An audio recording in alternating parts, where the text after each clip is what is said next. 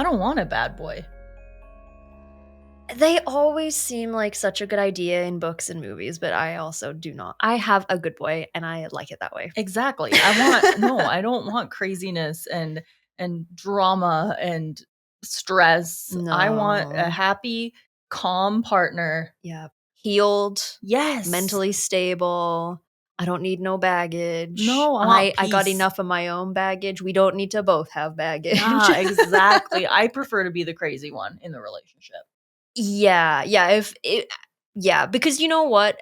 To be fair, for women especially, when you're the crazy one in the relationship, it's like, haha, she was crazy. But when the man is the crazy one in the relationship, it's like, haha, he killed her. Yeah.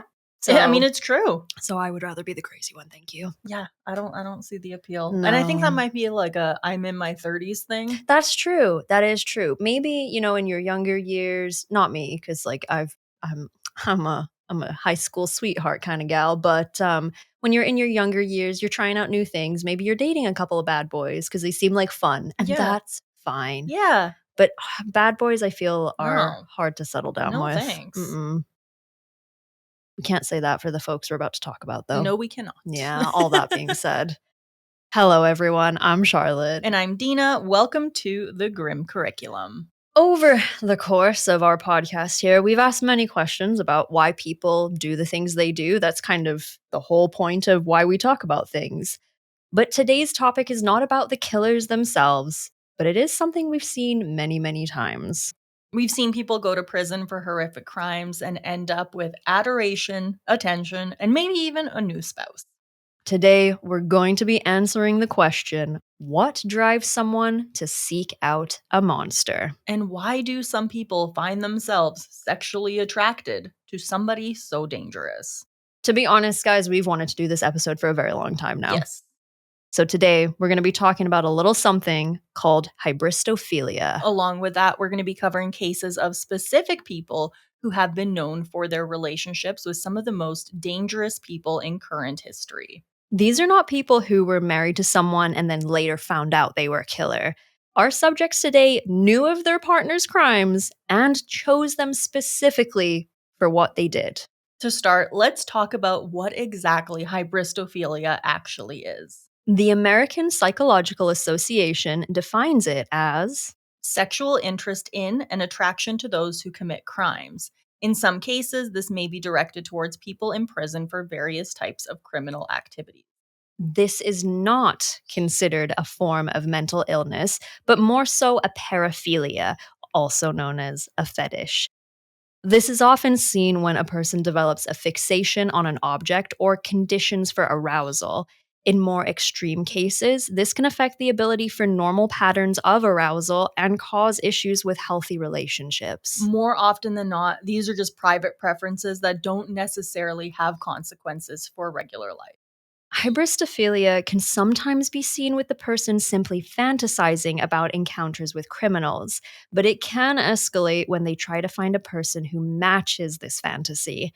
In most extreme cases, they seek out convicted murderers in order to satisfy their urges. Now, besides the sexual attraction, what could be seen by these people as an advantage to these kind of relationships? I'm glad we're talking about this because I can't think of any personally off the top of my head. No, and we've talked about it so much in the past. With people as recent as Wade Wilson. Oh, yeah, absolutely. Some of the ladies went cuckoo for Cocoa Puffs over that psychopath. Yeah. Men and women married to serial killers have often said that one advantage is that they know where their partner is at all times. In the past, they may have had issues with trust. Now they have a partner who they really don't have to worry about. This is someone who you don't have to cook or clean for, let alone wonder where they are when they leave the house. Absolutely. If you like a pen pal instead of like someone to share a bed with, maybe a prison husband or wife is for you. Hey. For some, though, it's notoriety. Catherine Ramslat, a forensic psychologist, lists other reasons. Some believe they can change a man as cruel and as powerful as a serial killer. Others see the little boy that the killer once was and seek to nurture him. A few hope to share in the media spotlight or get a book or movie deal. Man, this is the worst example of I can fix him. No, You the fuck cannot. you can't. We're not going to be covering the lovers of Charles Manson, Danny Rowling, and Carla Homolka today because we've already discussed them in Mm-hmm. detail when we covered them. So for those stories, you can revisit those episodes. But today, our first subject is a woman named Carol Ann Boone, who not only married infamous serial killer Ted Bundy, she also had a child with him while he was on death row. That should not be allowed. It's not, but they found a way. Ugh, life finds a way, you guys. Carol Ann Carson was born on April 12th, 1947. She was the middle child and was often tasked with the responsibility of watching her younger brother. In 1960, tragedy struck the Carson home. Her brother was found dead in a neighbor's pool while she was supposed to be watching him. She was only 30 feet away from him at the time. In high school, she got good grades and developed a relationship with a football player named James Boone. She dropped out of high school at 17 due to an unplanned pregnancy. The two eloped shortly after, but the marriage was strained and came to an end a few years later. This left Carol as a single mother. The two remained friends and she kept his last name. She remarried again in 1973, but that marriage also ended quickly. Carol and Ted met during the summer of 1974 while working for the Washington State Department of Emergency Services.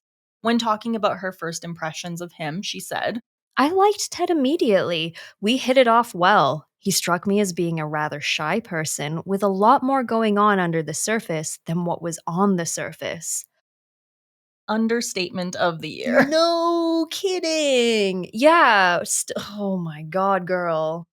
She also said, he was certainly more dignified and restrained than the more certifiable types around the office. He would participate in the silliness part way, but remember, he was a Republican. What a. Oh God. Carol. Carol Ann, stop it. She also said that there was definitely a spark between the two of them and that he had expressed the desire to date her, but the two remained friends. You may be wondering what someone could possibly see in Ted Bundy. I am, and I sure hope everyone is. Yeah. It's important to remember that as a sociopath, he had two sides. Yeah. The killer we now know well, and the side those close to him saw. He kept the women in his life at a distance so as to not mix his daytime persona with his bloodlust. Anne Rule, famous true crime writer Yes. who worked with him at the suicide hotline as well, she would often say he was the kind of guy who everyone just felt really safe around. She was an older woman, Mm-hmm. and because they would work late shifts, walk her to her car every night because he told her, like, oh, you don't know what kind of monsters are out there. Let me walk you to your car. Meanwhile, he is the monster out there. But she was not his target. No, So for all sense and purposes, she was completely safe with him. absolutely. Because he had nothing against her. He targeted women who looked like the first girl that broke his heart. Exactly. The following year, Ted was arrested in Utah when police found a ski mask, a crowbar, pantyhose, and handcuffs in his Beetle. He was sentenced to 15 years for the kidnap and assault of a 12-year-old girl. The two would often exchange letters, and she visited the state for a week to see him, and thus the two grew closer. 2 years later, he was extradited to Colorado to finish his sentence. Carol continued to send him money, which ultimately helped him with a prison escape. He made his way to Florida, where he committed some of his most infamous crimes. She maintained that he was innocent despite the mountain of evidence against him. Carol, along with her son, moved to Florida to be closer to him and support him during the trial. She would even bring her son to the jail to visit him. Man, on one hand, I want to be like, woman, Mhm. what are you doing? But she was clearly very taken with him. And like you said, in the case of Ted Bundy, it is proven time and time again that he had two very different personas. Yeah, and I mean, he maintained his innocence until the very end. And when he was finally like, yeah, I fucking did it. During the trial, Ted reported that the relationship between the two had become romantic. The two often had conjugal visits, despite this not being allowed. Carol would say that the guards were nice and turned a blind eye. In reality, they were being paid off, and they often walked in on them and watched. Oh, yuck. The two eventually married in what would become known as an insensitive publicity stunt. Ted found an old Florida law that stated a marriage could be valid if done in court when a judge was present. While on trial, he asked her if she would marry him. She said yes, and he basically said, well, then we're married. So romantic. The two even managed to conceive a daughter. Her whereabouts are unknown to this day. Thank God for that, because I could not imagine having the public know who your parents were. No, and I mean, with the daughter, people have, I don't agree with this at all, but they have tried very hard to find her. No, leave this poor woman alone. Yeah, leave her alone. She is off the radar. She is, I hope, living a good, safe, and happy life. Agreed. And has no desire to be tied in with her father. Absolutely. During Ted's early years on death row, the two remained close, but ultimately divorced a few years before he was put to death. Carol Ann, man. No, no, no, no, no. And it's interesting with Ted Bundy because during the time that he was committing his crimes, he had a girlfriend. And she was also a single mother. And had no clue about what he was doing. She had some suspicions that, maybe he's cheating, maybe he's doing something else. But once again, to the end, he eventually confessed his crimes to her. But he maintained his innocence. He said it wasn't him. And now we know how that story ended. No kidding. Next up is not just one lady, but a number of them. The groupies of Richard Ramirez, the Night Stalker. Ew, stinky, stinky Richard. And I promise we're going to cover him soon. Oh, yes, we will definitely be covering him soon. For those of you who don't know, Richard Ramirez was known for some of the most brutal crimes in California. He would break into homes and ultimately claim the lives of at least 15 people, although the number is thought to be much higher. During his trial, he got a ton of attention from women who would often show up to watch so that they could get a peek at him.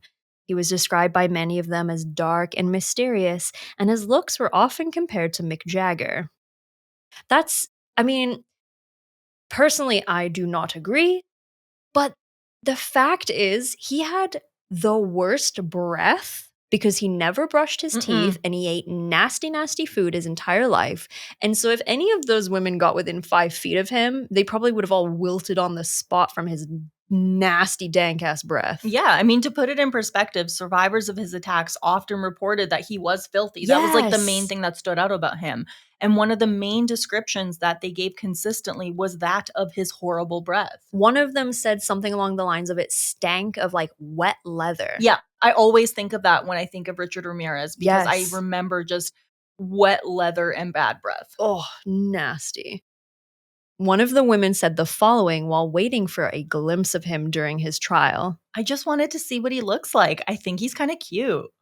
That is an intrusive thought that should never have been allowed to leave your skull. And you know what I thought about? Because there's all these interviews with these women, and I wonder how they feel now. No kidding. Even after he was convicted, Richard Ramirez received thousands of letters from admirers as well as some saucy photos. Some even sent photos with ropes around their necks. And to those women today, I say, fuck you. On multiple occasions, these women attempted to report him to prison guards once they found out he was sharing and even selling said photos. That brings us to Doreen Loy, who saw a photo of Richard while working as an editor for a magazine. She would later say, I saw something in his eyes, something that captivated me. It wasn't as if I knew him, but there was something in his eyes. Maybe the vulnerability. I don't really know. She began writing to him, and boy, was she persistent. She wrote him over the course of 11 years. It's a long time. What part of you is so lonely? Yeah. You know, these days especially, women are becoming less and less enamored with men, shall we say, as we have throughout history. I wish that there would have been a bit more of that for these women. Like, it is better to be alone than to be with Richard Ramirez. Get a cat. Good, get anything, a goldfish. Eventually, he wrote her back, and the two started a friendship that blossomed into romance. About him, she said, He's kind, he's funny, he's charming. I think he's really a great person. He's my best friend. He's my buddy.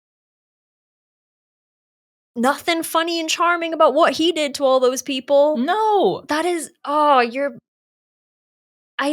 you know what? There's something to be said from separating the art from the artist, but like, what is happening? And especially because of the brutality of his crimes. Yes. Like, this is someone who committed some of the most heinous things that you and I will ever talk about. When we cover him, we are going to need to like literally take breaks with a weighted blanket to calm down, because it is 100%. revolting, the things that he did. He was not he was pretty indiscriminate, shall we say. He attacked men, he attacked women, he attacked couples, he attacked old couples. Like, I just scrub your brain with bleach and lie. Things escalated from there, and she would go on to visit him 4 times a week at San Quentin. For each visit, she would bring a little box of breath mints so she could, and I quote, kiss with confidence. So his dental health hadn't even improved in prison.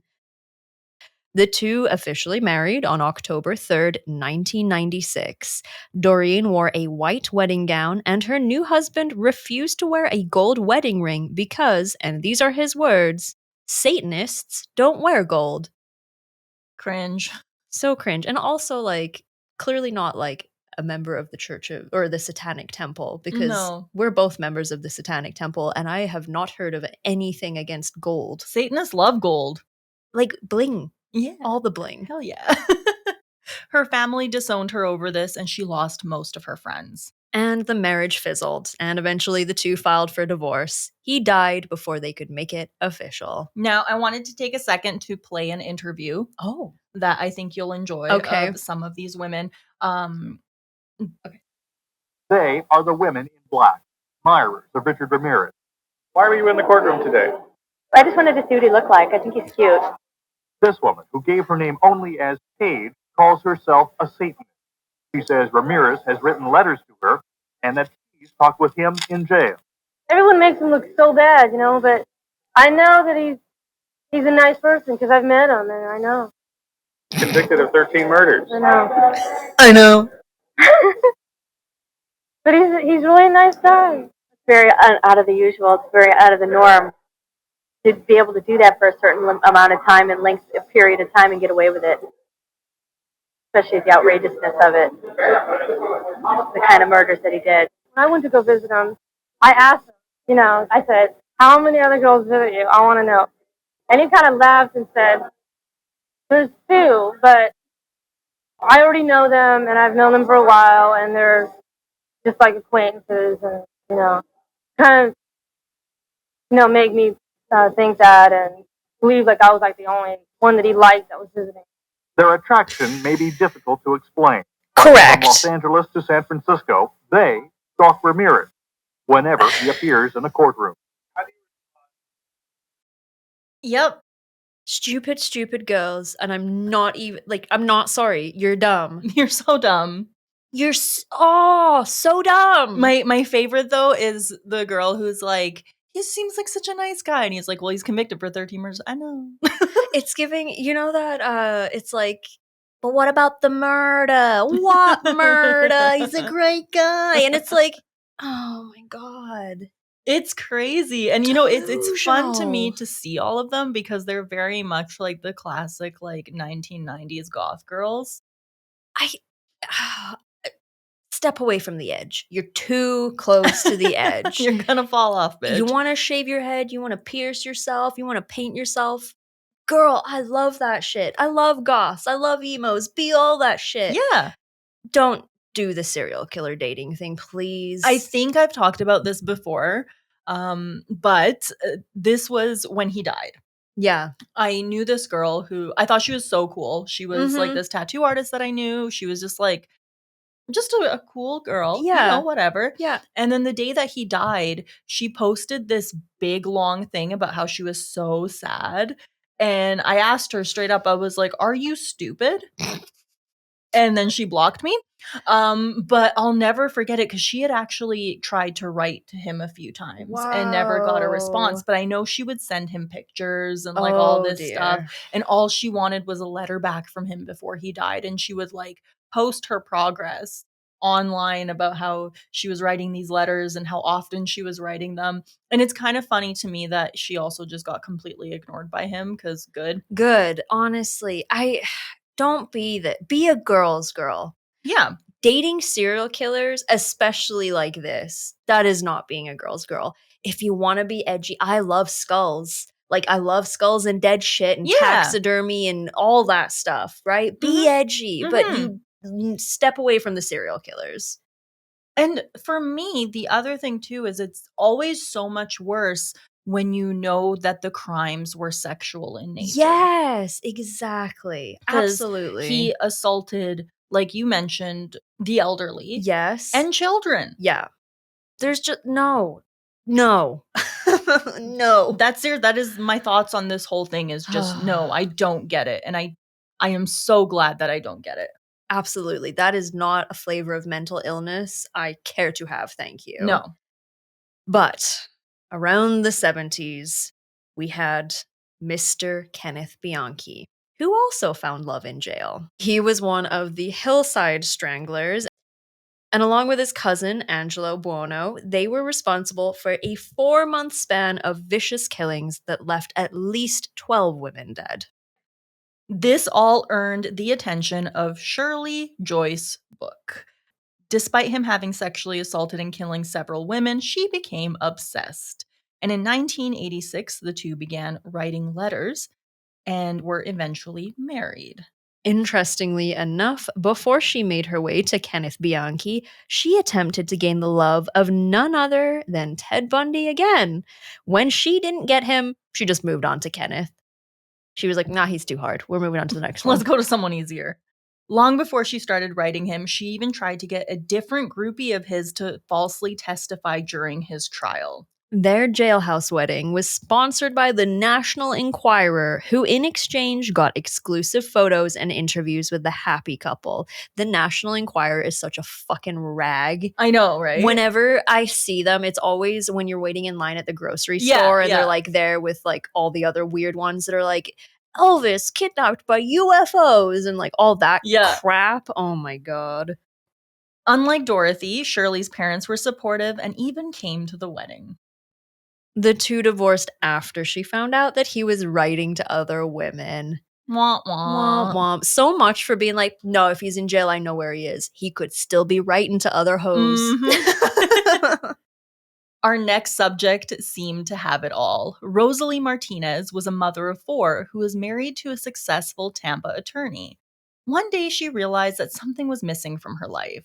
She said she wanted to break out of her current existence and be loved with passion. She was working for the public defender's office in 1995 when she met Oscar Ray Bolin, who is a convicted serial murderer and rapist. She believed in his innocence despite the fact that he pled guilty to the crimes. The two married over the phone, and she had a minister present in her apartment and a photo of Oscar in his place. He was sentenced to death a few days after their wedding and died in 2016 by lethal injection, despite her numerous efforts to exonerate him. There must be such a deep, deep sense of I can fix him. Oh, yeah. Because the man himself pled guilty. Yeah, he's like, I did it. She's like, no, you didn't. No, you didn't. I can fix you. No, you can't. They executed him. Yep. The women we've covered today all maintained the innocence of their beaux. As much as they probably would have wanted to see them freed, it just didn't work out. This was not the case for Carol Spadoni. She met Philip Jablonski, a convicted murderer with a reputation for victimizing his partners. He married Alice McGowan in 1968 and was sexually violent on numerous occasions. After she left him, he began dating Jane Sanders. He sexually assaulted her on the first date, which she sadly did not report. This continued further even after the birth of their child. She stayed with him until 1972 and reported that he often strangled her until she passed out and that she would wake up to him assaulting her. He would ultimately murder 5 women and sexually assault many more. Carol Spadoni met him in 1978 after responding to an ad he wrote while in prison for his crimes. Over the next few years, the two became close and married in 1982. The relationship was not what she thought it would be. She decided that she wanted to leave him. In 1990, she found out he was going to be released on good behavior. She lived with her mother, Ava Peterson, and was worried that he would harm her or her mother. Philip Jablonski was under the impression that he would live with her once he was released and had his belongings shipped to her house. Carol had a friend help her move his stuff out of her home and reported this to his parole officer. She explained that she was afraid for her safety and he was ultimately forbidden from visiting her home, but that did not deter him. In 1991, he murdered Ava and then made his way to Carol. After he killed her, he engaged in necrophilia with her body.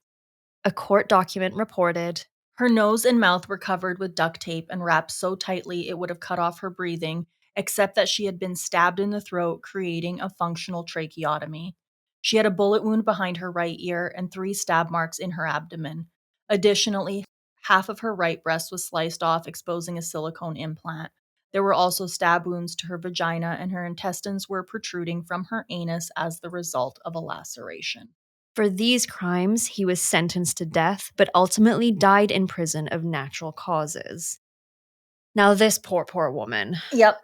She did try to leave the situation. She did. And unfortunately, like we've talked about many times before, often women in an abusive situation, which this turned out to be, the most dangerous time for them is when they try to leave. I think for a lot of these women, while the man stayed in prison, there was still that fantasy. That level of protection, exactly. Right? It's like he can't touch me if I don't want him to. Yeah, and I'm in control of the situation. Yeah. But for her, she finds out he's getting released for good behavior, and then all of a sudden it's real, it's scary, and she is very much at risk, just like all of his other partners were. Oh, it's just a shame that she wasn't able to see that for herself. Like, you know, it would be nice as human beings if we could always learn from someone else's mistakes and see that for what it was, a horrible mistake that ended in a very tragic outcome,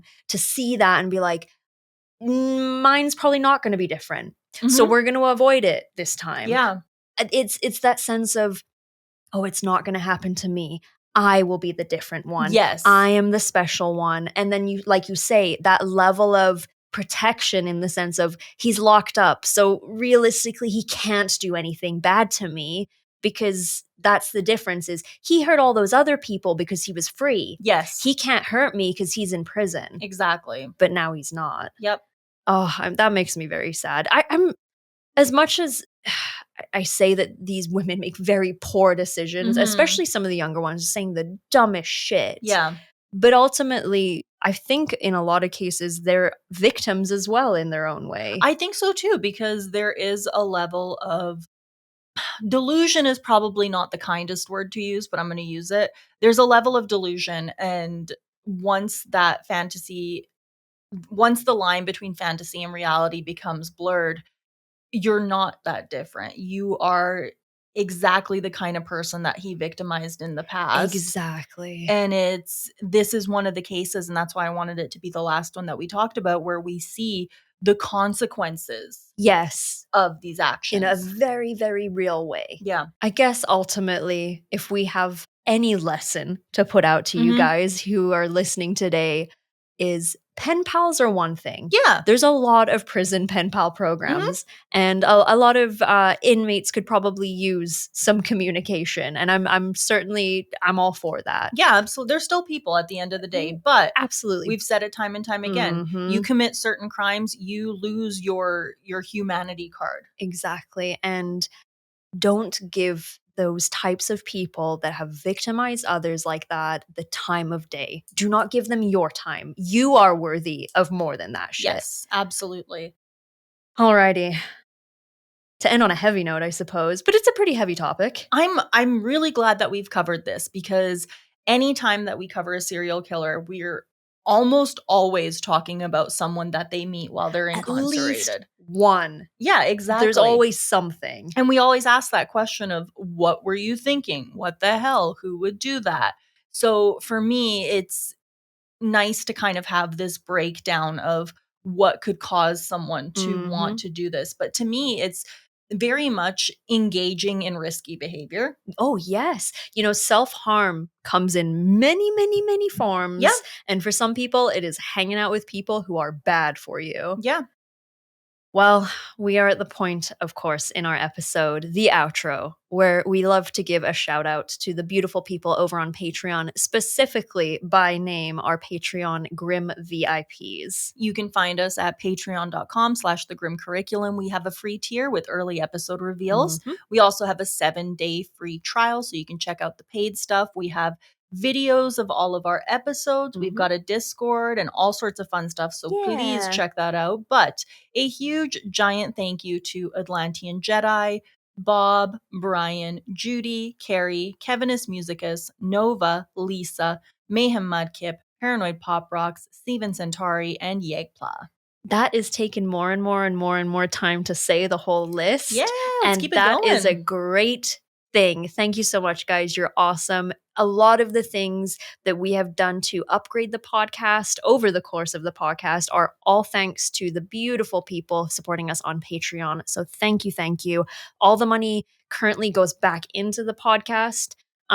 We have wish lists and things and whatnot that we're working towards, and you guys make that happen. So thank you, thank you, thank you. And this is our last episode that we're recording in this studio. We are moving. I am moving. So we're going to have a new setup soon, and we can't wait. And we're just going to work on continuously improving what we do and doing more. Yeah, absolutely. Thank you all so much for listening. This has been The Grim Curriculum. I have a fun one for you today that's music related. Ooh, okay. Do you like the band Blink-182? I do. Do you know why they're called Blink-182? Why? Well, they initially wanted to be called Blink. Okay. But then it turned out there was already an Irish band by the name of Blink. So they said, you can't do Blink. You got to pick something else. So they went with Blink-182. But I hear you ask, where does the 182 come from? Where does the 182 come from? It is the amount of times that Al Pacino, as Tony Montana in Scarface, says the word fuck. I love it. Yeah. Bye. Bye.